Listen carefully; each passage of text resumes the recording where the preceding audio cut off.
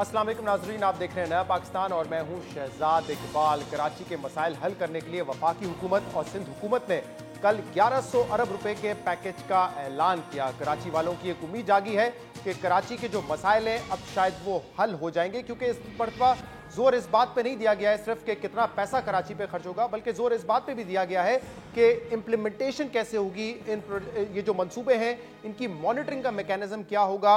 और कल इमरान खान साहब वज़ीर आज़म पाकिस्तान ने बताया कि अब PCIC एक कमेटी होगी जो मॉनिटरिंग और इम्प्लीमेंटेशन करेगी इस प्रोग्राम की। कल हमने आपको अपने प्रोग्राम में बताया कि जो मीटिंग थी वफाक के दरमियान और सिंध हुकूमत के दरमियान और इसके बाद जो ब्रीफिंग हुई उसमें माहौल बड़ा खुशगवार इस हवाले से था कि वज़ीर आज़म के साथ मौजूद थे वज़ीर आला सिंध, और ऐसा लगता है कि बाकायदा एक इत्तेफाक राय से ये मंसूबा बनाया गया है, जिसको कल असद उमर साहब ने भी हमारे प्रोग्राम में एंडोर्स किया और सईद गनी साहब मौजूद थे। उन्होंने भी कहा कि अब हमें ये प्लान मुकम्मल तौर पर मालूम है कि कौन सा मंसूबा किस हुकूमत ने करना है, कौन फंडिंग देगा और एग्जीक्यूशन इसकी कौन करेगा। और कल हमारे प्रोग्राम में असद उमर साहब ने बताया, कोई पॉलिटिकल पॉइंट स्कोरिंग नहीं की, उन्होंने बड़ा आजिज़ाना तरीके से बताया कि 400 अरब रुपए हम देंगे और 400 अरब रुपए फिलहाल सिंध हुकूमत देगी, 300 अरब रुपए वफाक से आएंगे या सिंध हुकूमत से आएंगे ये तय होना अभी बाकी है। लेकिन आज माहौल थोड़ा सा मुख्तलिफ नजर आ रहा है। आज असद उमर साहब ने और ने प्रेस कॉन्फ्रेंस की और उन्होंने कहा कि हम नहीं चाहते थे कि इस पर कोई पॉइंट स्कोरिंग हो, लेकिन क्योंकि बिलावल भुट्टो जरदारी जो कि चेयरमैन है पाकिस्तान पीपल्स पार्टी के, उन्होंने कल एक क्लिप में बयान दिया कि जो 1100 अरब रुपए हैं उसमें 800 अरब रुपए तो सिंध हुकूमत के मंसूबे हैं और सिर्फ 300 अरब रुपए के मंसूबे वफाक के हैं। जिसके बाद असद उमर साहब का कहना था कि ये वीडियो क्लिप के बाद हमें आकर रिकॉर्ड की दुरुस्तगी करना जरूरी थी, और उन्होंने बताया कि 62% जो फंडिंग है इन तमाम मंसूबों की जो कि 1100 अरब रुपए के पैकेज में है वो वफाक करेगा और 38 अरब रुपए 38% जो फंडिंग है वो सूबाई हुकूमत से आएगी। मुझे एक भेजा गया, वो पीपल्स पार्टी के चेयरपर्सन का क्लिप था और उसमें वो ये कह रहे हैं कि इस 1100 में से 800 अरब रुपए तो सूबा दे रहा है तो वफाक तो सिर्फ 300 अरब दे रहा है। तो मेरी ये उम्मीद होती कि वजीर आला ने जो हमसे बात की थी वो अपने लीडर से भी कर लेते। मैं उनसे गिला नहीं कर रहा हूं, मुराद शाह ने चीफ मिनिस्टर ने उसके बाद कोई ऐसी बात नहीं की है जिसके ऊपर हमें एतराज हो, लेकिन क्योंकि चेयरमैन ऑफ द पार्टी ने एक बात की है इसलिए हमने ये जरूरी समझा कि रिकॉर्ड की दुरुस्तगी के लिए आपके सामने हम आए और आपको बता दें कि इस वक्त सूरत हाल क्या है। टोटल जो परसों सामने रखा गया था प्रेजेंटेशन, जो मंसूबों की फहरिस्त रखी गई थी और उसमें जो जिम्मेदारियां रखी गई थी, उसमें 62% जो फंडिंग है वो वफाक की थी और 38% सूबे की थी, यानी तकरीबन 2/3 फंडिंग जो है वो वफाक की थी। अब कल असद उमर साहब ने हमारे प्रोग्राम में तफसीलात बताई थी कि किस मंसूबे में कितना वक्त लगेगा, किस पर कितना पैसा खर्च होगा। उन्होंने कहा था कि फंडिंग के हवाले से भी उन्होंने बताया था कि ये इंपॉर्टेंट नहीं है कि कौन कितना पैसा दे रहा है और इस पॉइंट स्कोरिंग में हम नहीं जाएंगे। लेकिन ये रद्द-ए-अमल था, आज की प्रेस कॉन्फ्रेंस रद्द-ए-अमल था बिलावल भुट्टो साहब के इस बयान का जो उन्होंने कल दिया। बिलावल भुट्टो जरदारी साहब का ये बयान था जिस पर आज असद उमर साहब ने रद्द-ए-अमल दिया है। असद उमर साहब ने यह भी कहा है कि अगर सिंध हुकूमत एक कदम बढ़ाएगी तो हम 2 कदम बढ़ाएंगे, सियासी पॉइंट स्कोरिंग करने की जरूरत नहीं है। क्या कहा उन्होंने? हमें यह दिखाने की जरूरत नहीं है कि हम सिंध की हुकूमत से ज्यादा कर रहे हैं, सिर्फ सच बोलिए, जो बात है उतना बताइए। आप 1 कदम आगे बढ़ाएंगे, हम 2 कदम आगे बढ़ाएंगे, लेकिन साथ साथ इस बात को भी जरा जहन में रख लीजिए कि यह नहीं होगा कि सियासी पॉइंट स्कोरिंग हो, यह नहीं होगा कि हकायक को मस्क कराया जाए और हम खामोश रहें। तो ये असद उमर साहब का आज का बयान था, इस पर हम मजीद बात भी करेंगे। इस वक्त सिंध हुकूमत के तर्जुमान मुर्तज़ा वहाब साहब इस वक्त हमारे साथ मौजूद है। मुर्तज़ा साहब बहुत बहुत शुक्रिया वक्त देने के लिए। कल बड़े खुशगवार माहौल में मीटिंग हुई है, इत्तफाक राय से मीटिंग हुई और कराची वालों की यकीनन एक उम्मीद है कि 2 हुकूमतें हैं, इसके अलावा जो स्टेक होल्डर्स हैं वो तमाम अब फैसला साजी में मुलविस होंगे तो इससे कराची के मसाइल हल होंगे। लेकिन असद उमर साहब ने आज ये शिकवा किया है कि जो बात हमारी CM से हुई थी वो ऐसा लगता है कि बिलावल भुट्टो जरदारी साहब तक नहीं पहुंची है। हम तो इस पॉइंट स्कोरिंग में नहीं पढ़ना चाह रहे थे कि कौन सी हुकूमत कितना पैसा देगी, लेकिन बिलावल साहब ने कह दिया कि 800 अरब रुपए तो सिंध हुकूमत देगी और सिर्फ 300 अरब रुपए के मंसूबे जो है वो वफाक देगी। बिस्मिल्लाहिर्रहमानिर्रहीम। शहजाद साहब, मैं समझता हूँ हकायक को सही पस मंजर में पेश करना हम सबकी जिम्मेदारी है।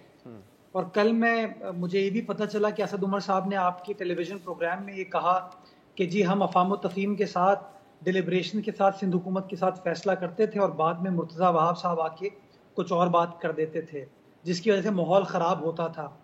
अब जो आज असद उमर साहब ने बात की है, चूँकि वो हक़ाइक़ के मनाफी है, तो मुझे इसका रिबटल देना पड़ेगा। अब आप मुझे बताइए कि should I stay quiet and do not set the record straight और shall I refute what he has said?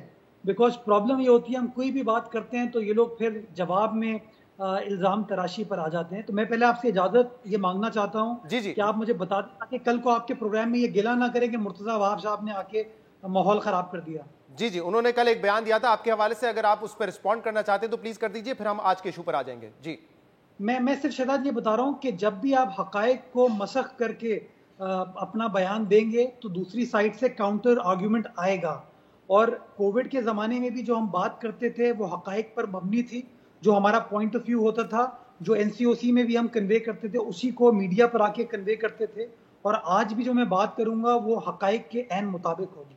मैं गुजारिश ये करना चाहता हूँ कि बहुत अच्छी चीज़ है कि कराची की डेवलपमेंट के लिए तमाम स्टेक होल्डर्स साथ बैठ रहे हैं।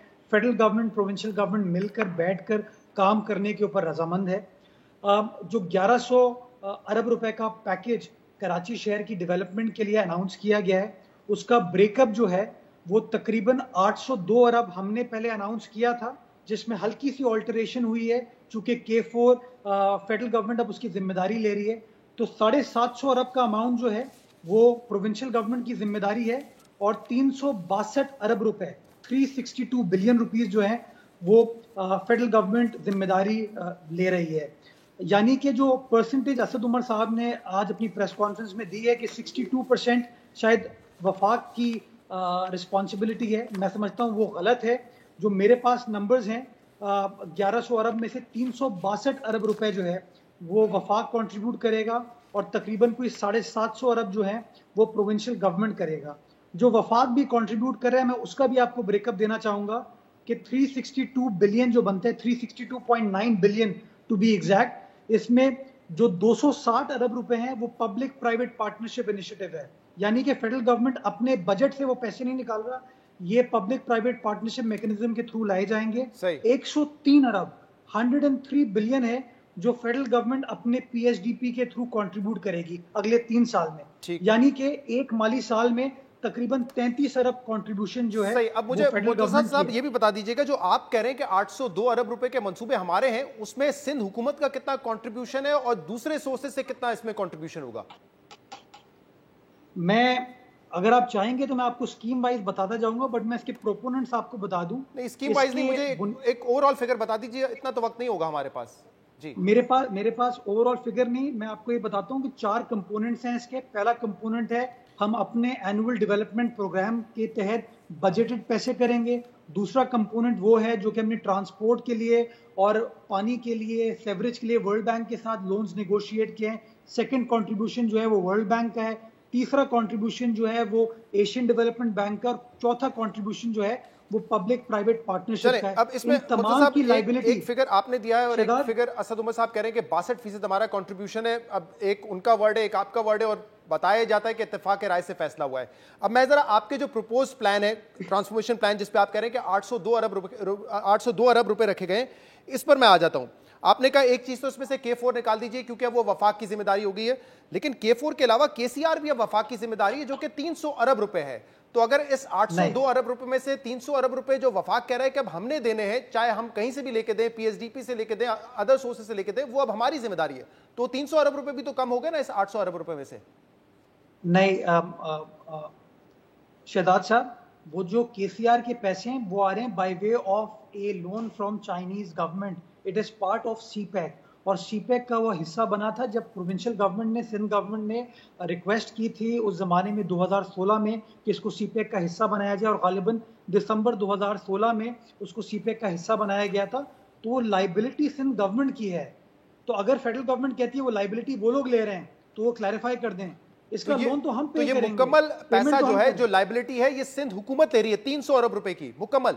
जी, मैंने आपको बताया ना कि 802 अरब रुपए का टोटल फिगर है, जिसमें आप 40 अरब कम कर दें जो कि K4 के, वो 760 अरब रुपए की जो पूरी इन्वेस्टमेंट है, लाइबिलिटी है, वो सिंध गवर्नमेंट की है, वो प्रोविंशियल गवर्नमेंट की है, and will be bound to make the payment. ठीक है, अब ठीक है, आप कह रहे हैं कि 802 में से अब बचे 760 अरब रुपए जो अब आपने देने हैं, यानी कि सूबाई हुकूमत ने देने हैं। अब इस साल का जो आपका ये प्लान है, इसमें एलोकेशन आपने 802 अरब रुपए की जो टोटल आप कह रहे हैं कि हमें फंडिंग चाहिए, जो कॉस्ट है, एलोकेशन आपने की है 32 अरब रुपए की। तो इससे अगर आप एलोकेशन करेंगे तो कब मुकम्मल होंगे ये 802 अरब रुपए के मंसूबे सिंध में और बिलखुसूस कराची में? देखिए इसमें सबसे इंपॉर्टेंट जो सबसे बड़ा कंपोनेंट है वो केसीआर है, ब्लू लाइन है, रेड लाइन है। केसीआर जो है वो चाइनीज गवर्नमेंट फंडेड है, लोन है चाइनीज गवर्नमेंट से, सीपैक का हिस्सा है। जो आपको ब्लू लाइन है और रेड लाइन है, ये आपने एशियन डेवलपमेंट बैंक से निगोशिएट किया है लोन, ये हमने निगोशिएट किया है। तो नेचुरली इसकी ग्राउंड ब्रेकिंग सेरेमनी गालिबन दिसंबर 2020 में इन स्कीम्स की प्रोजेक्ट्स की हो जाएगी। मैं रेड लाइन की बात कर रहा हूँ और ब्लू लाइन की बात कर रहा हूँ, वो हो जाएगी तो naturally liability will come on to the provincial government. ये लोन है तो इसलिए हमारे पीएचडीपी में हमारा जो एनुअल डेवलपमेंट पोर्टफोलियो है उसमें रिफ्लेक्ट नहीं होता है। तो ओवरऑल आप ये कह रहे हैं कि जो आपको लोन मिलेंगे चाइना से और दूसरे रिसोर्सेज से, इसके अलावा जो आपका कंट्रीब्यूशन है इसमें फिलहाल 2020-21 के लिए, वो सिर्फ 32 अरब रुपए का होगा। वो वफाकी हुकूमत से ज्यादा है बाय द वे। वफाकी हुकूमत का कितना था कराची के लिए? मैंने आपको बताया ना कि जो उन्होंने 362 अरब रुपए का ब्रेकडाउन है जी, उसमें 103 अरब रुपए उनको खर्च करने 3 साल में। तो उसको अगर आप ब्रेकअप कर दें 3 साल का तो 1 साल का एवरेज बनता है 33 अरब। हाँ, लेकिन आप भी अपने अमाउंट में सीपैक का लोन शामिल कर रहे हैं, तो जाहिर सी बात है जो बकिया 207 अरब रुपए पब्लिक पार्टनरशिप से आए या कहीं से और से आए, तो वो वफाक को फिर अपनी किटी में शामिल करने दीजिए ना कि ये हम अरेंज करके देंगे, चाहे हम जहां से भी करके दें। लेकिन अगर मैं आपके इस आर्गुमेंट को बाय कर लेता हूं तो आप ये कह रहे हैं कि वफाकी हुकूमत 3 साल में 362 अरब रुपए स्पेंड करेगी, यानी कि एवरेज 120 अरब रुपए 1 साल में वो खर्च कर रहे हैं। These are your figures, Murtaza साहब, ये फिगर आपने दिया है 362 अरब रुपए का कि वफाक कितना खर्च करेगी। असद उमर साहब कह रहे हैं 62% हम करेंगे, तो obviously it's your word against his word. अपना शहजाद, मैं असद उमर साहब का बड़ा एहतराम करता हूं और मैंने शुरू में इसीलिए वो कैविएट के साथ बात की, बिकॉज मैं अभी भी चाहता हूं अच्छे माहौल में मामलात को रिजॉल्व किया जाए। और मैंने जो आपको फिगर कोट किया 362 अरब रुपए का, उसका मैंने ब्रेकअप आपको दे दिया है कि 260 पब्लिक प्राइवेट पार्टनरशिप है, 103 जो है इनके पीएचडीपी में 3 साल के अंदर वो बाइफरकेट होगा। अगर मैं गलत बात कह रहा हूं तो बाय वे ऑफ डॉक्यूमेंट वो बता दें कि नहीं, इसके अलावा मेरे ख्याल से इस पर कोई डॉक्यूमेंट रिलीज करते हैं कि किसकी फंडिंग कितनी होगी, और आइंदा आप ही से हम सवाल करेंगे कि 762 अरब रुपए तो आपने देने थे या 760 अरब तो आपने देने थे, वो पैसे क्यों नहीं अरेंज कर सके? तो सवाल फिर आपसे ही होगा अगर आप लायबिलिटी ले रहे हैं इसकी। लेकिन एक और अहम सवाल ये है कि जो अगला शहजाद इन एनी केस आप सवाल हमसे ही करेंगे, क्योंकि अगेन मैं मामलात को किसी नेगेटिविटी में नहीं लेके जाना चाहता, बट मेरा एक नियत का मुझे तो डाउट है, क्योंकि माजी में जितने वादे कराची शहर से फेडरल गवर्नमेंट ने किए थे वो वादे पूरे नहीं हुए। लेकिन मैं आज भी पूरी उम्मीद हूं कि अल्लाह करे जो वजीर आजम साहब ने वादे किए हैं कराची से, चीफ मिनिस्टर सिंध से, उसको अच्छी नेक नियति के साथ वादों को फुलफिल किया जाएगा। आपसे बनता होगा आपसे करेंगे कल असद उमर साहब से 162 अरब रुपए के ऐलान पे, बल्कि कल नहीं पिछले काफी दिनों से सवाल हो रहा है वो कहाँ गए 162 अरब रुपए जिनका ऐलान किया गया था, तो उनसे भी सवाल होता है। लेकिन एक इंपॉर्टेंट बात यह है कि आपका अगर आप ये बजट उठा के देखें जो आपने 2021 के लिए दिया है, एनुअल डेवलपमेंट प्लान में कराची के 18 मेगा प्रोजेक्ट्स के लिए आप लोगों ने 1.94 अरब रुपए रखे हैं, यानी कि 2 अरब रुपए से कम आपने रखे हैं 18 मेगा प्रोजेक्ट्स के लिए। ये आपके एनुअल डेवलपमेंट प्लान का हिस्सा है। शहजाद, मुझे नहीं पता था कि आप इस इशू को रेज करेंगे, तो मैं इसके भी डॉक्यूमेंट्स ले आता। गालिबन एडीपी के अंदर जो कराची की स्कीम्स हैं वो तकरीबन कोई 54 अरब रुपए की हैं, और मैं आपके साथ वो तफसीलात शेयर कर सकता हूं। इसके साथ मेरा दोबारा सुन लिए, मैंने कहा कराची के मंसूबे नहीं, कराची के जो मेगा प्रोजेक्ट्स हैं ये बाकायदा डेवलपमेंट प्लान का हिस्सा है कि 18 ऑनगोइंग मंसूबे हैं, कुछ और भी हैं जिसके लिए आपने 1.94 बिलियन रखे, 2 अरब से भी कम। ये आप देख लीजिएगा, मैं अभी देख कर आया हूं सिंध हुकूमत के एनुअल डेवलपमेंट प्लान को। मैं ऐसा करूंगा, अभी प्रोग्राम के बाद चेक भी कर लूंगा और उसका डॉक्यूमेंट आपको भिजवा दूंगा। लेकिन मैं एक चीज आपको बता दूं कि शायद थोड़ा फिगर ऊपर नीचे हो सकता है, if my memory serves me right, 10 billion rupees की ब्लॉक एलोकेशन है कराची शहर के लिए। ठीक है, आप देख लीजिएगा, मैंने एनुअल डेवलपमेंट प्लान जो है वो देखा है, उसमें जो मेगा प्रोजेक्ट्स हैं उसके लिए जो रकम रखी गई है वो 2 अरब से कम है। बहुत बहुत शुक्रिया मुर्तज़ा वहाब हमारे साथ मौजूद थे। आप कह रहे हैं कि 62% फंडिंग हमारी तरफ से आएगी। जो फिगर मुर्तज़ा वहाब साहब ने बताया वो तकरीबन ये है कि 70% फंडिंग जो है वो सूबाई हुकूमत करेगी। इसको ऑन पेपर ले आए ताकि पता चल जाए कि कौन सी हुकूमत कितना कॉन्ट्रीब्यूट करेगी। बट अहम ये है कि जो हुकूमत पैसा लगाए कम से कम इन मसाइल को हल होना चाहिए। एक ब्रेक लेंगे, इसके बाद मजीद बात करेंगे इसके बाद।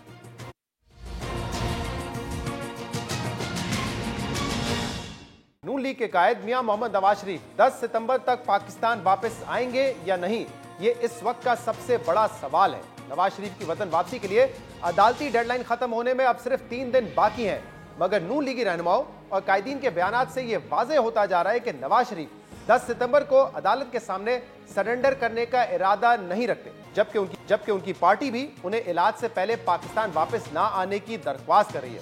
कल नून लीग की मरकजी क़यादत ने अपने कायद नवाज शरीफ से दरख्वास्त की कि वो उसी वक्त वतन वापस आएं जब उनका इलाज मुकम्मल हो जाए और उनके मुआलिज उन्हें पाकिस्तान वापस जाने की इजाज़त दें। नून लीग तो नवाज शरीफ से इलाज मुकम्मल होने के बाद पाकिस्तान वापसी की दरख्वास्त कर रही है, लेकिन ये बात वाज़ेह रहे कि नून लीगी रहनुमाओं की दरख्वास्त से पहले नवाज शरीफ साहब की बेटी मरियम नवाज ये कह चुकी थी कि नवाज शरीफ इलाज करवा कर ही वतन वापस आएंगे। नून लीग नवाज शरीफ की वापसी में ताखीर की वजह उनके इलाज में ताखीर करार देती है, मगर साथ ही वो इस बात की तरफ भी इशारा करती हैं कि मौजूदा निज़ाम में उन्हें इंसाफ नहीं मिल सकता, नवाज शरीफ को इंसाफ नहीं मिल सकता। नवाज शरीफ को साजिश के तहत पहले नाअहल किया गया और फिर सजा दिलवाई गई। नून लीग के रहनुमा अदालती निज़ाम पर सवाल उठाते हुए कहते हैं कि नवाज शरीफ को साजिश के तहत सजा दी गई। वो मियाँ साहब का केस है ना, वो एक मुनफरिद केस है। हर किसी को कोई गवर्नमेंट साजिश करके सजा तो नहीं दिलाती, हर किसी के जज की कोई वीडियो तो नहीं बनाई जाती, हर किसी का जज जो है वो वीडियो में ये तो नहीं कहता कि जी मुझे ब्लैकमेल करके जो है सजा दिलवाई गई है। यही मौक़िफ़ इख्तियार करें ना, क्योंकि आपको लगता है कि उनके खिलाफ एक साजिश हुई, उनको साजिश के तहत सजा दी गई, इसीलिए वो जिला वतन बैठे हुए हैं। यही मौके फिर इख्तियार करें ना आप। पाकिस्तान के अंदर कितने मुल्ज़िम हैं जिनका डेली ट्रायल होता है? पाकिस्तान के अंदर कितने मुल्ज़िम हैं उसके ऊपर सुप्रीम कोर्ट का जज बैठ के उसके केस की निगरानी करता है? नवाज शरीफ साहब की बैसियत अगर मुल्ज़िम भी थे तो उनके साथ एक इम्तियाजी और खुसूसी सलूक रवा रखा गया है। उनको सजा देने के लिए पूरा सिस्टम जिस स्पीड पे काम कर रहा था और जज अरशद मलिक ने जो बातें कौम के सामने उसमें आई हैं तो सबको पता है हकीकत क्या है, लिहाजा वो ड्यू प्रोसेस ऑफ लॉ से ना घबराते हैं, उन्होंने उसका सामना किया है। नवाज शरीफ की वापसी से मुतल्लिक जब भी सवाल किया जाता है तो नून लीगी रहनुमा पहले तो यही वजह बताते हैं कि इलाज से पहले और डॉक्टर की इजाज़त के बगैर नवाज शरीफ वतन वापस नहीं आ सकते, मगर इसके अलावा वो अदालती निज़ाम पर भी सवालात उठाते हैं, जिसकी वजह से इस तासुब को मजीद तकवीत मिलती है कि नवाज शरीफ की वापसी में ताखीर के पीछे वजह सिर्फ उनकी सेहत या इलाज नहीं है, बल्कि इसके पीछे कुछ सियासी वजूहात भी हैं जिसकी वजह से वो वापस नहीं आना चाहते। पिछले हफ्ते हमारे प्रोग्राम में सीनियर तजियाकार सोहेल वड़ाइश ने कहा था कि नवाज शरीफ दोबारा जेल जाने के लिए वतन वापस नहीं आएंगे। अब उनकी वापसी उसी वक्त होगी जब मुल्क में किसी इवेंट करीब आएगा। अगर कोई सियासी पाकिस्तान के अंदर एक्टिविटी होगी तो उस वक्त वो जरूर आ जाएंगे, लेकिन जितनी देर तक सियासत नहीं होती या वो सियासत शुरू नहीं करते उस वक्त तक वो आके जेल जाना क्यों पसंद करेंगे? आके सीधा जेल में जाने के लिए तो जाहिर है वो भी रिस्क नहीं लेंगे। सोहेल वड़ाइश ने हमारे प्रोग्राम में ये कहा था कि नवाज शरीफ अब जेल जाने के लिए वापस नहीं आएंगे और वो उस वक्त वापस आएंगे जब मुल्क में कोई सियासी इवेंट होगा। सोहेल वड़ाइश ने यह भी कहा था कि नवाज शरीफ तवील मुद्दत तक लंदन में नहीं रह सकते, अगर वो जल्द वापस नहीं आए तो नून लीग की सियासत को नुकसान होगा। अदालतों ने रिलीफ दिया, वही अदालतें अगर उन्हें मफरूर करार दे दें और वो ना आए और ना आने के साथ साथ वो खामोश भी रहें, तो आपको नहीं लगता नुकसान होगा? वो खामोश भी हैं, पाकिस्तान भी नहीं आ रहे। जी होगा। मेरा ख्याल है कि ये खला ज़्यादा देर बरकरार नहीं रह सकता और ख़ुद मुझे अंदाज़ा है कि मुस्लिम लीग नून को और मियां नवाज शरीफ को ख़ुद भी अंदाज़ा है, वो ख़ुद सियासत को बहुत अच्छी तरह समझते हैं और वो कुछ ना कुछ इसका हल निकालेंगे। सोहेल वड़ाइश कह रहे हैं कि अगर नवाज शरीफ वतन वापस ना आए तो उन्हें सियासी तौर पर नुकसान होगा। याद रहे कि नवाज शरीफ 2000 में भी बैरून मुल्क गए थे, मगर आज के हालात 2000 के मुकाबले में मुख्तलिफ हैं। नवाज शरीफ सन 2000 में भी इलाज का कहकर बैरून मुल्क गए थे और 7 साल जिला वतन रहने के बाद वो पाकिस्तान वापस लौटे थे। और जब वो मुल्क वापस लौटे थे तो उनकी मकबूलियत में कोई खास कमी नहीं नजर आई थी। इनके वोटर्स और उनके सपोर्टर्स भी उनके साथ खड़े रहे थे। नवाज शरीफ की जिलावतनी तस्लीम करने की एक वजह यह थी कि मुल्क में डिक्टेटर की हुकूमत थी और मुल्क में पीसीओ जजेस मौजूद थे और इनके सपोर्टर्स इस बात को तस्लीम करते थे कि इन अदालतों के जरिए नवाज शरीफ को पाकिस्तान में इंसाफ नहीं मिल सकता। और सिर्फ उनके सपोर्टर्स ही नहीं, नवाज शरीफ के सपोर्टर्स के अलावा इमरान खान जो उनके हरीफ थे वो भी इनकी जिलावतनी को जस्टिफाई करते थे और समझते थे कि नवाज शरीफ को एक डिक्टेटर के होते हुए इंसाफ मिलना नामुमकिन है। इमरान खान भी यही समझते थे कि नवाज शरीफ को एक डिक्टेटर के नीचे इंसाफ नहीं मिल सकता। इनके सपोर्टर्स भी यही बात तस्लीम करते थे। लेकिन अब हालात 2000 जैसे नहीं है, अब हालात इससे मुख्तलिफ हैं। बेशक इस वक्त मुल्क में एक आइडियल जमहूरी निज़ाम ना हो, मगर हालात परवेज मुशर्रफ जैसी हुकूमत वाले भी नहीं है कि जहां नवाज शरीफ को अदालतों से इंसाफ की कोई उम्मीद ही ना हो।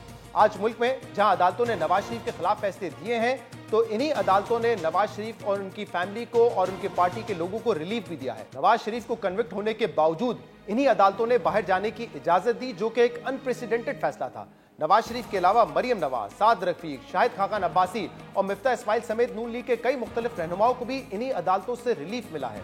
2000 की जिला वतनी और आज के हालात में एक फर्क ये भी था कि उस वक्त सदर परवेज मुशर्रफ की हुकूमत नवाज शरीफ को मुल्क वापस आने की इजाजत नहीं दे रही थी, मगर आज हुकूमत नवाज शरीफ को वतन वापस आने का कह रही है। अदालत नवाज शरीफ को सरेंडर करने का हुक्म दे चुकी है, मगर नवाज शरीफ वतन वापस आते नजर नहीं आ रहे। इसीलिए सन 2000 की जिला वतनी की वजह से नवाज शरीफ की मकबूलियत को कोई खास नुकसान नहीं हुआ था, मगर अब इन हालात में नवाज शरीफ का मुल्क में वापस ना आना नून लीग की सियासत को नुकसान पहुंचा सकता है। और अहम बात यह है कि इस वक्त मामला सिर्फ सियासी नहीं है बल्कि कानूनी भी है। और अगर नवाज शरीफ 10 सितंबर तक वतन वापस ना आए तो नवाज शरीफ को इसके कानूनी नताइज का सामना भी करना पड़ सकता है। इस्लामाबाद हाईकोर्ट कह चुकी है कि अगर नवाज शरीफ 10 सितंबर तक वापस नहीं आए, सरेंडर उन्होंने नहीं किया, तो फिर अदालतें कानूनी रास्ता अपनाएंगी। इसलिए अहम सवाल यह है कि अगर नवाज शरीफ 3 रोज में वापस नहीं आते तो अदालत इनके खिलाफ क्या मुमकिना एक्शन ले सकती है। नवाज शरीफ की वापसी में ताखीर की वजह से उनके ऊपर जो केसेस हैं उन पर क्या असरात पड़ेंगे, इन मामलों पर हम बात करेंगे और कानूनी राय भी लेंगे। लेकिन उससे पहले हमें ज्वाइन किया है PMLN के सीनियर रहनुमा और सिंध के साबिक गवर्नर मोहम्मद जुबैर ने। जुबैर साहब, बहुत बहुत शुक्रिया, आपने हमें ज्वाइन किया। जुबैर साहब, 2 पहलू हैं, कानूनी और सियासी। पहले कानूनी पहलू पे बात कर लेते हैं, क्योंकि अदालत का ऑर्डर तो बड़ा कैटेगोरिकल था कि आपने आना है और 10 तारीख को सरेंडर करना है, वरना कानूनी कार्रवाई शुरू की जाएगी। क्या स्ट्रैटेजी है अब नून लीग की, किस तरीके से निपटेंगे इस फैसले से अगर नवाज शरीफ साहब नहीं आते 10 तारीख को? देखिए, कानूनी हवाले से तो 10 सितंबर को जो भी इस्लामाबाद हाई कोर्ट में मौक़िफ़ रखा जाएगा नवाज शरीफ साहब के जो वकील हैं उनकी तरफ से और हुकूमत की तरफ से जो भी आएगा, उसके बेसिस पर हम एक्सपेक्ट करते हैं कि इस्लामाबाद हाई कोर्ट वो तमाम चीज़ों को कंसिडर करेगा। इस चीज़ को भी कंसिडर करेगा कि वो तो आपने बता दिया कि इलाज करने गए थे और कोर्ट्स ने अलाउ किया था। अब क्या इलाज मुमकिन था? जिन हालात से पूरा दुनिया गुजरी है और ख़ासतौर पर UK और यूरोप के दूसरे ममालिक गुजरे हैं, तो अगर तो हम सेटिस्फाई कर सके, जो कि एक रीज़न था जिसकी वजह से इलाज उस तरह से नहीं हो सका जिस तरह से होना था, तो हम समझते हैं कि कोर्ट उस चीज़ को कंसिडर करेगा। जाहिर सी बात है, हम एक सियासी पार्टी हैं, हमें इस चीज़ का भी एहसास है कि इसके सियासी असरात क्या होंगे। उसी हवाले से हम समझते हैं कि जो आपने कहा 2000 के मुकाबले में आज हालात मुख्तलिफ हैं। बिल्कुल, उस वक्त जनरल परवेज मुशर्रफ थे, लेकिन आज भी फैसलिस्ट की गवर्नमेंट है। वो नाम की एक डेमोक्रेटिक गवर्नमेंट जरूर है, लेकिन मियां नवाज शरीफ को इंसाफ बिल्कुल नहीं मिला। जब आपने कहा कि यहाँ के कोर्ट से बहुत सी चीज़ों में रिलीफ दिया है, तो अगर आप 2003-4 के पीरियड में देखें तो उस वक्त भी बहुत सी चीजों में रिलीफ भी मिलता था। ये तो नहीं हो सकता कि माशाल्लाह अथॉरिटीज 100% केसेस में जाके दबाव भी एक हद तक डाला जाता है। लेकिन साहब, इसीलिए हमने ये पूरी बात की है और हमने कहा है कि आज भी कोई सियासी आइडियल, कोई जमहूरी निजाम नहीं हमें नजर आता, लेकिन फिर भी बड़ा फर्क है ना। आज PCO जजेस नहीं है, आज अनप्रेसिडेंटेड फैसले नवाज शरीफ साहब के हक में भी आते हैं कि कन्विक्टेड शख्स को बाहर जाके इजाजत कराने की इजाजत दी जाती है। ये माहौल तो नहीं था, कम से कम 2001-2 तक नहीं था। उसके बाद फिर हमने देखा था कि जुडिशरी की एक्टिविज्म भी नजर आई थी परवेज मुशर्रफ के होते हुए। शहजाद, बहुत सी मुख्तलिफ नई चीजें भी तो हुई हैं जिसको आप आइडियल क्या उस वक्त 2000 के मुकाबले से भी बदतर कह सकते हैं। कि एक जज का एक सामने आके कहना किसी तरफ से भी आप लें, the fact of the matter is इसको कोर्ट्स ने, सुपीरियर कोर्ट्स ने जज साहब को फारिग कर दिया उनके 2 नंबरी पर कि जी वो डिजर्व नहीं करते जज होने का। अगर वो डिजर्व नहीं करते और उसी फैसले के से मुतालिक अगर कोर्ट ये राय दे रहा है कि ये डिजर्व नहीं करते और ये इनको फायर किया जाए, हुकूमत पाकिस्तान की मिनिस्ट्री ऑफ लॉ का भी ये मौक़िफ़ है, सुप्रीम कोर्ट ऑफ पाकिस्तान का भी ये मौक़िफ़ है, तो हमारा एक जायज़ सवाल तो बनता है कि अगर वो जज सही नहीं है तो उसकी जजमेंट कैसे सही हो सकती है। तो ये जायज सवाल आपका जरूर बनता है, लेकिन ये मुकदमा आपको लड़ना पड़ेगा अदालत में, जहां पे अल अजीजिया की अपील अभी बाकी है, तो वहां पर आप ये मुकदमा लड़ेंगे। लेकिन अगर नवाज शरीफ नहीं आएंगे तो फिर कैसे लड़ेंगे? क्योंकि अदालत ने तो ये भी कहा था कि हम तो अब 3 साल की सजा भी दे सकते हैं अगर उनको मफरूर डिक्लेयर कर दिया। तो आपने ये मुकदमा तो वहीं जाके लड़ना है ना, इन्हीं अदालतों के सामने। उसका तो हम कुछ नहीं कर सकते। उनको एक ऐसे चार्ज पर जिसमें अकामा में रिसीवेबल नहीं शो किया था, उस पर लाइफ टाइम डिस्क्वालिफिकेशन भी हुई थी, जिसमें एक जूनियर अकाउंटेंट को भी दुनिया की कोई कंपनी निकाले, और जबकि वो था भी मौक़िफ़ गलत कि जी इंडिविजुअल्स को कैश अकाउंटिंग के बेसिस पर वो करते हैं, अक्रूवल के बेसिस पर नहीं करते। अहली वाला वाक़या ना, मैं तो अल अजीजिया की बात कर रहा हूँ जो केस इस्लामाबाद हाई कोर्ट में है। हाँ, इस्लामाबाद हाई कोर्ट। तो एक बाकी जो मुकदमों में एक आपके ऊपर मॉनिटरिंग जज बिठाया हुआ है, मॉनिटरिंग जज कभी पाकिस्तान की तारीख में कभी बिठाया गया है।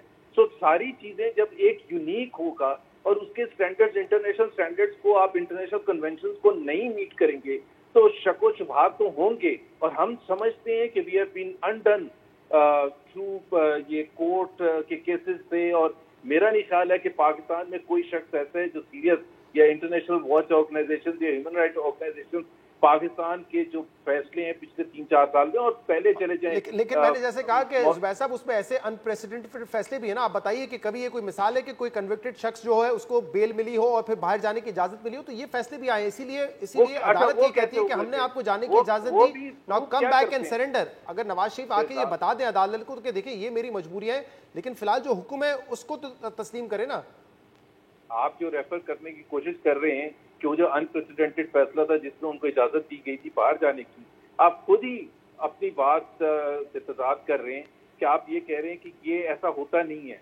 तो यही तो हम कह रहे हैं कि जो फैसले होते हैं उसमें बहुत से दूसरे चीजें शामिल होती हैं। मतलब जो फैसला नवाज शरीफ के हक में आया था बाहर जाने का, बेल का, उसमें भी कुछ और अवामिल शामिल थे। मैं तो नहीं कह रहा, आप खुद कह रहे हैं ना अनप्रेसिडेंटेड फैसला कहना कोई गलत बात नहीं है, इसमें कोई इशारा नहीं है कि और अवामिल शामिल थे इसमें। वो हो सकते हैं, एक नई नजीर कायम होती है, बिल्कुल होती है अदालती फैसलों में। फ्रॉम फर्स्ट डे ऑनवर्ड, एक तो पनामा का जब केस शेख रशीद लेके गए थे तो 184(3) के तहत हम समझते हैं वो चलना ही नहीं सकता, because that was not a trial court. और सीधा सीधा आज के हम अगर कोई लेके जाएंगे तो वक्त कम हो जाएगा। पुरानी बहस में जाने की बजाय आप मुझे बताइए कि क्या आप सोहेल वड़ाइच और इन जैसे कई और तज्जियाकारों के इस तज्जिए से एग्री करते हैं कि नवाज शरीफ साहब अगर बाहर रहते हैं, खामोश रहते हैं, इलाज का कहकर बाहर रहते हैं, तो इससे आपकी पार्टी को नुकसान होगा, पीटीआई को बड़ा आसान एक नैरेटिव बनाने का मौका मिलेगा कि अदालत बुलाती है नहीं आते, हम कोशिश करते हैं फिर भी नहीं आते? देखिए शहजाद, पिछले 2-3 साल में जो भी हुआ है, उनकी डिस्क्वालिफिकेशन हुई है, कन्विक्शन हुई है, उसके बावजूद आज आप कोई भी सर्वे उठा के देख लें, PMLN remains the largest political party and by far. तो मेरा नहीं ख्याल है कि इसका कोई असर हुआ है। और हमारे जो दोस्त बैठे हैं पीटीआई को इस वक्त हुकूमत कर रहे हैं, इमरान खान और उनके साथी, वो हमारी इसमें मदद भी बड़े करते हैं बाय परफॉर्मिंग सो पुअरली। तो इट्स अ कॉम्बिनेशन। ठीक है, एक लास्ट सवाल का जवाब दीजिए। कल मरीम नवाज साहब ने एक ट्वीट के जवाब में कहा कि अब नवाज शरीफ साहब खेलेंगे, क्या मुराद है इससे? खेलेंगे तो मेरा ख्याल है क्रिकेटिंग पार्लेंस में कहा जाता है, लेकिन उसका मतलब यही है ना कि जैसा मरीम नवाज अभी मतलब सियासी तौर पे एक्टिव हो जाएंगे, ज्यादा पोजीशन लेना शुरू कर देंगे, बात करेंगे, बयानबाजी करेंगे, ये मतलब है? मेरा ख्याल है मेरे लिए कबल इस वक्त होगा, मरीम नवाज को ज्यादा पता होगा, लेकिन जाहिर सी बात है वो सियासी तौर पर जो खामोशी थी वो उतनी खामोशी नहीं रहेगी। मेरा अपना ख्याल ये है। बहुत बहुत शुक्रिया। मोहम्मद जुबैर साहब हमारे साथ मौजूद थे, इस पर कानूनी राय भी लेते हैं। जस्टिस रिटायर्ड शाह खबर साहब इस वक्त हमारे साथ मौजूद हैं। शाह खबर साहब, अब ऑलमोस्ट तय है, नून लीग ने तो कल कह दिया कि नवाज शरीफ साहब इलाज कराए बगैर वापस नहीं आएंगे। मुमकिन फैसला क्या आ सकता है हाई कोर्ट की जानिब से अगर वो नहीं आते वापस? शाह खबर साहब, आवाज आ रही है आपको? जी बिल्कुल, पहले मैं आपकी आवाज़ सुन नहीं पा रहा था। जी मुमकिन फैसला क्या हो सकता है? देखिए बात ये है कि ये जो इस्लामाबाद हाई कोर्ट जिसके पास जो है मियां नवाज शरीफ साहब की सज़ा के ख़िलाफ़ अपील ज़ेर समाअत है, बुनियादी तौर पे हाई कोर्ट के पास क्या इख्तियारात हैं, उसमें क्या कर सकती है, ये इसकी जवाब जो है वो दफ़ा 423 ज़ाब्ता फ़ौजदारी में मौजूद है। उसमें लिखा हुआ है कि दी powers of the appellate court while disposing of an appeal, कि उसका इख्तियार ये है कि अगर उस केस का रिकॉर्ड अगर हाई कोर्ट के पास नहीं है तो वो हाई कोर्ट उस केस का पूरा रिकॉर्ड मंगवा सकती है। और रिकॉर्ड क्या होता है, वो पूरी जुडिशल फाइल होती है जो ट्रायल कोर्ट की होती है, उसमें सारी इस्तग़ासा की शहादत, रेफरेंस और उसके बाद उन पे जिरा और उसके बाद जो शहादत सफाई या बयान मुलजिम, ये तमाम चीज़ें जो हैं वो अदालत के सामने होनी चाहिए। तो ऐसी सूरत में ये कोई पाबंदी नहीं है कि अपील कुनंदा खुद या उनके वकील या इस सूरत में जो प्रोसिक्यूशन है वो नैब या उनके प्रोसिक्यूटर, उनकी अगर अवेलेबिलिटी हो जिस दिन ये समाअत हो रही है तो उनको सुना जा सकता है। लेकिन अगर वो मौजूद ना हो तो अदालत पे कोई पाबंदी नहीं है कि वो उनकी गैर मौजूदगी में वो रिकॉर्ड पेरूज करने के बाद, रिकॉर्ड मुलाहजा करने के बाद उस अपील पे फैसला ना दे दें। तो उसके लिए बिल्कुल भी लाजिम नहीं है कि मियां नवाज शरीफ साहब उसमें खुद या उनके वकील भी मौजूद हों। सही। और अगर अदालत उनको एक्सकॉन्डेड डिक्लेयर करती है, जैसे तमाम रिकॉर्ड देखने के बाद जो है बात हुई थी, तो फिर क्या उसके कानूनी होंगे असरात? जी देखिए, वो एक अलग पहलू है। वो अलग पहलू इसलिए है क्योंकि इसमें तो पाबंदी कोई नहीं है। इसमें आपने देखा होगा कि जो पिछला हुक्मनामा है उसमें भी हाई कोर्ट ने ये होल्ड किया है कि दोनों फरीकैन एक बात पर मुत्तफिक हैं कि अगर मियां नवाज शरीफ साहब को अगर एब्सकॉन्डर भी डिक्लेयर कर दिया जाए तो फिर भी इस अपील की समाअत अपने मेरिट्स के मुताबिक होगी। वो जो दूसरा पहलू है उनके अदम हाज़री का, वो एक अजीब सी बात ये थी कि ख्वाजा हारिस साहब जो वकील हैं मियां नवाज शरीफ साहब के, उन्होंने उस दिन एक दरख्वास्त गुजारी हुई थी, मुतफर्रक दरख्वास्त, जिसमें उन्होंने इस्तदा अदालत से की थी कि उनकी जो हाज़री है आज की अपील के समाअत के दौरान उसको हाज़री से मुस्तस्ना करार दिया जाए, और उस पर वो हुक्मनामा जारी हुआ था। तो मैं समझता हूँ कि जब उनकी मौजूदगी ही ज़रूरी नहीं है तो मेरी समझ में ये बात, मेरी समझ से ये बालातर है कि उन्होंने ऐसी दरख्वास्त क्यों गुजारी। और उस दरख्वास्त के ऊपर जो हाई कोर्ट ने ऑर्डर किया वो ये किया कि उन्होंने हुक्मनामा जारी किया कि वो 10 सितंबर तक खुद पेश हो जाएं, उनको कानूनी मुज़म्मरात का सामना करना पड़ेगा। बहुत बहुत शुक्रिया। जस्टिस रिटायर्ड शाह खावर साहब हमारे साथ मौजूद थे। एक ब्रेक लेंगे, इसके बाद मजीद बात करेंगे। Stay with us.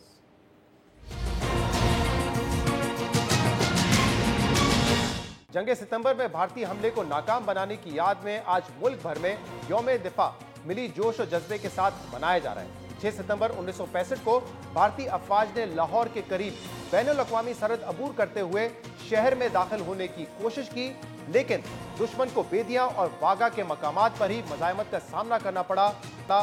कौम के जानिसार सपूतों ने जुर्रत और बहादुरी की लाजवाल दास्तानें रकम करते हुए दुश्मन को नाको चने चबवा दिए और मादरे वतन का दिफा यकीनी बनाया। आज के दिन की मुनासबत से सदर डॉक्टर आरिफ अलवी ने कहा कि हमारी अफवाज की पेशेवराना महारत, जंगी तैयारी और जज्बा ईमानी ने आज पाकिस्तान को नाकाबिल तस्खीर बना दिया है। वज़ीर आज़म इमरान खान का यौम दिफा के मौके पर शोहदा और गाजियों को सलाम पेश करते हुए कहना था कि उन्हें 1965 की जंग पूरी तरीके से याद है। उस वक्त वो 13 साल के थे। दुश्मन के खिलाफ कौम की यकजहती और इत्तेहाद को कभी नहीं भूल सकते। इमरान खान ने कहा कि पाक फौज किसी भी किस्म की सूरत हाल से निपटने के लिए पूरी तरह तैयार है। आज यौम दिफा की मरकजी तकरीब GHQ में हुई और इस मौके पर जनरल कमर जावेद बाजवा ने कहा कि अफवाज पाकिस्तान पूरी कुव्वत से लेस, चौकन्ना और बाखबर है। दुश्मन की किसी भी हरकत का फौरी और पूरी कुव्वत से जवाब देने के लिए तैयार है। वक्त हमें कई बार आजमा चुका है, हम हर बार सुरखरू हुए हैं। उन्होंने ये भी कहा कि दहशतगर्दी के खिलाफ हमने आसाब शिकन जंग लड़ी है। आजमाइश की तमाम घड़ियों में हम हौसला नहीं हारे बल्कि सीना तान कर डट गए और आज का पाकिस्तान एक पुरअमन पाकिस्तान है। आजमाइश की इन तमाम घड़ियों में हम हौसला नहीं हारे बल्कि सीना तान कर डट गए, जिसकी बदौलत अल्लाह ने हमें फतह दी। बेशक इस मेहनत और बेशुमार कुर्बानियों की बदौलत अल्हम्दुलिल्लाह आज का पाकिस्तान एक पुरअमन पाकिस्तान है और अब हमने इस अमन को खुशहाली और तरक्की में तब्दील करना है। आज का पाकिस्तान पुरअमन पाकिस्तान है। आज हमारे शहरों में जो चहल पहल है, बाजारों में जो रौनकें हैं, हम सुकून से घरों में रहते हैं, वो सब पाक फौज के बहादुर जवानों के कुर्बानियों का समर है। मुजफ्फराबाद में पैदा होने वाले लेफ्टिनेंट नासिर खालिद शहीद भी ऐसे ही एक बहादुर सपूत थे जो शुमाली वजीरिस्तान में पाक से जमीन को दहशतगर्दों के कब्जे से साफ करने के मिशन पर थे। 3 सितंबर को पेट्रोलिंग करते हुए उनकी गाड़ी दहशतगर्दों की बिछाई बारूदी सुरंग से टकराई, जिसके नतीजे में लेफ्टिनेंट नासिर खालिद, नायक मोहम्मद इमरान और सिपाही उस्मान अख्तर शहीद हो गए। इस वाक़े में 4 जवान जख्मी भी हुए। लेफ्टिनेंट नासिर खालिद ऑस्ट्रेलिया की दिफाई फोर्स एकेडमी के ग्रेजुएट थे। शहीद के वालिद भी पुलिस में अपनी जिम्मेदारियां निभाते हुए शहीद हुए थे। शहीद लेफ्टिनेंट नासिर खालिद के एक भाई इस वक्त पाक फौज में अपनी खिदमत अंजाम दे रहे हैं। शहीद नासिर खालिद की वालदा आज हमारे साथ इस प्रोग्राम में मौजूद हैं और आज के अहम दिन पर हम उनसे बात करते हैं। बहुत बहुत शुक्रिया आपने हमें ज्वाइन किया। नासिर खालिद कौम के हीरो हैं, आप भी कौम की मोहसिन हैं। मैं आपसे जानना चाहूँगा ये कौन सा जज्बा है जो आपको इतना हिम्मत और हौसला देता है कि आपके शौहर जो कि पुलिस में थे वो शहीद हुए, उसके बाद भी आपने ये फैसला किया कि आपका बेटा फौज में जाएगा, कौम की खिदमत करेगा, कौम का दिफा करेगा? मुझे आर्मी शुरू से ही पसंद थी। ये था कि मेरे शौहर ने भी अपने मुल्क के लिए अपनी दौरान ड्यूटी अपनी जान का नजराना पेश किया और मेरे बेटे ने भी अपने मुल्क और कौम के लिए अपनी जान का नजराना पेश किया। मुझे फ़ख्र है और अल्लाह का शुक्र अदा करती हूँ कि अल्लाह ताला ने मेरे बेटे को सरखरू किया और मुझे सरखरू किया। मुझे पाकिस्तानी होने पे फ़ख्र है। यकीनन आप पर भी पूरी कौम को फ़ख्र है, आपके बेटे पर भी पूरी कौम को फ़ख्र है। उसकी ज़िंदगी के हवाले से ज़रा बताइएगा, क्योंकि आपने तो बहुत वक्त गुजारा है। पढ़ाई में कैसा था, उसकी तरबियत जब हुई और जब वो पाक फ़ौज में शामिल हुआ, टेस्ट उसने अपने क्लियर किए, उस वक्त उसके क्या जज्बात थे? और जब वो ऑस्ट्रेलिया गया था वहाँ से भी बेस्ट फॉरेन कैडेट का उसने अवार्ड जीता था, उसके बारे में ज़रा बताइए हमें। वो कहता था, मम्मा जब आपने हमें अल्लाह के सुपुर्द कर दी है, जो मेरा जज्बा है बहुत आगे जाने का, मैं आगे जाऊंगा और आगे जाने के लिए मैं अपने मुल्क के लिए अपनी जान से भी दरेक नहीं करूंगा वक्त पड़ने पे। नासिर खालिद अल्लाह ताला का गॉड गिफ्टेड था, एक्स्ट्रा ऑर्डनरी। उसके अंदर अल्लाह ताला ने ऐसा गिफ्ट दिया था कि वो बहुत ज़हीन था, शुरू से ही पोजीशन लेता था। अगर 10 में से 9 मार्क्स आ जाएँ तो उसके टेंशन होती थी कि मेरा 1 नंबर क्यों कटा। बहुत ओबीडियंट, हेड बॉय भी रहा अपने the school the Paragon secondary school and college Chaklala scheme 3 में उसने पढ़ाई की। और उसके बाद जो है उसको ये था कि फिर वो मुख्तलिफ करता रहा, लेकिन जब वो PMA से ऑस्ट्रेलिया के लिए सिलेक्ट हुआ तो उसकी खुशी की इंतहा नहीं थी। और 2 कैडेट थे और ये पाकिस्तान का बड़े अरसे के बाद पहला कैडेट था जो वहाँ के लिए सिलेक्शन इसकी हुई और बड़ा एम लेके गया। और वहाँ से भी पोजीशन और मेडल्स, इसके दिल में एक ख्वाहिश थी कि मैं इंशाअल्लाह मामा पोजीशन लेकर आऊँगा और अपने मुल्क के लिए मेडल लेकर आऊँगा। आखिर में मैं चाहूँगा कि कोई मैसेज आप दीजिए उन वालिदैन के लिए जिनके बच्चे सरहदों पर हैं, जिनके बच्चे पाक फ़ौज में हैं, मुल्क का दिफा करते हैं, उनके लिए क्या पैगाम होगा आपका? देखें, दुख बहुत है, सदमा बहुत है जी कि मैंने अपने लाखते जिगर को खो दिया,